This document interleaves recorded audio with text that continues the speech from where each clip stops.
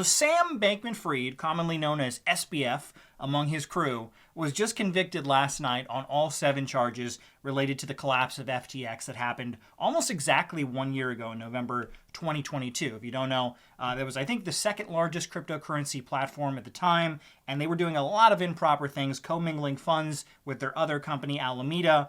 A lot of stuff went down. Wire fraud charges, money laundering charges. He got convicted on all 7 charges, and currently he's facing 115 years maximum behind bars. Now, he hasn't been sentenced. We don't know how long he's going to spend at this moment, but I can pretty much guarantee he's not going to get the 115 years, unfortunately, because this isn't considered it's not a violent crime. He just stole a bunch of money from people, which is obviously a terrible thing.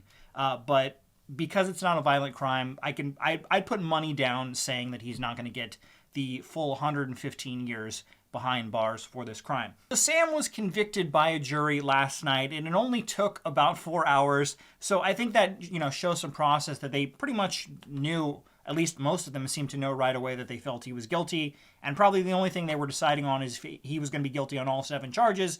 And ultimately, they did decide that. Now, like I said, the actual sentencing on how much time he's going to spend in jail will not happen until March 28th of next year. And I posted about this last night. I made a community post on my page, and people were like, why isn't he already being decided how much time he's going to spend in jail at this point? And obviously, there needs to be a due process. I know most people would just be like, hey, throw away the key. Put him in jail, throw away the key.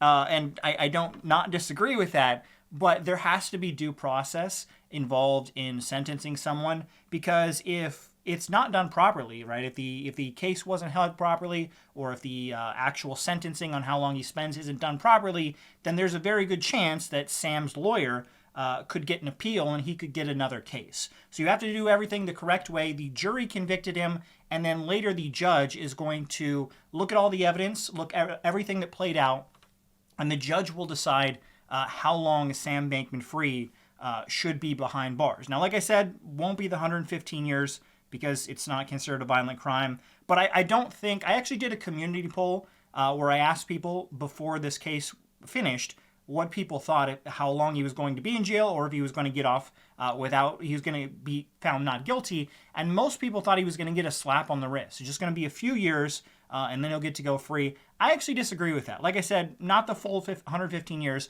but I actually think he's going to get 25 to 35 years. That's just my guesstimate. I'm not a lawyer, obviously, but I do think he's going to get decades and decades behind bars, even though he has a lot of connections to a lot of politicians. He's donated a lot of money.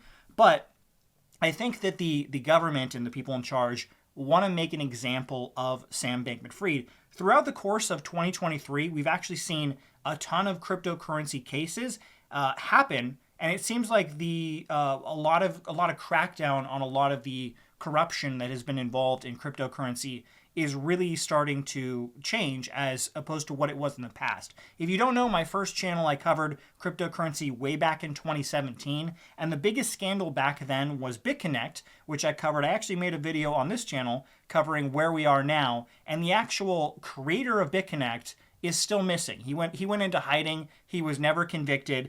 And I think there was only one person involved in BitConnect who actually spent some serious time in jail related to that. And that was the biggest scam in cryptocurrency for many years, right? Now, obviously, FTX is massively larger than that was, but it's nice to see that, at least in this case, it looks like he's going to spend probably a significant amount of time in prison. Now, what I found really interesting in this case is after Sam Bankman-Fried was found guilty, his lawyer actually did a press conference and said that SBF doesn't admit to any guilt, he's innocent, and he's going to try and get an appeal in the case, right? And I think that's pretty nuts. Even after he is convicted, his lawyer's like, nope, innocent, didn't do anything wrong, Sam doesn't admit to anything. Now, I don't actually think, at this time, it doesn't look like Sam would probably get an appeal. He would only be given an appeal if one of two scenarios. Either something was done improper in the case, involves evidence or one of the jurors or something like that, or if new evidence comes to light that shows that Sam Bankman-Fried is not as guilty as they led to believe, those could be situations where he could possibly get an appeal. But as of right now, it doesn't look like he's going to get an appeal. Now, ultimately, this is very good news. Sam Bankman-Fried actually faces another trial down the road. I think different federal charges related to this. So he could face even more than 115 years. That's pretty crazy to believe. But like I said, I do think that they're going to try and make an example of him. SafeMoon, if you don't know, the creators of SafeMoon is another cryptocurrency project that turned out to be a scam.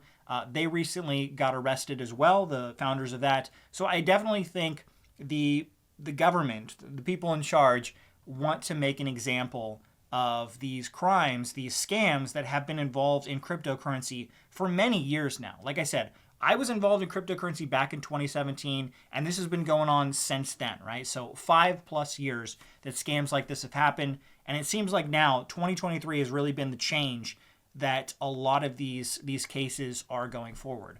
But let me know in the comments below, what do you think about Sam? Again, my prediction is just 25, 35 years behind bars. That's just my estimate. We'll see in March if I'm right. But let me know down below if you think he's going to get the full 115 years or if he's just going to get a slap on the wrist or somewhere in between. Let me know what you think about this recent development.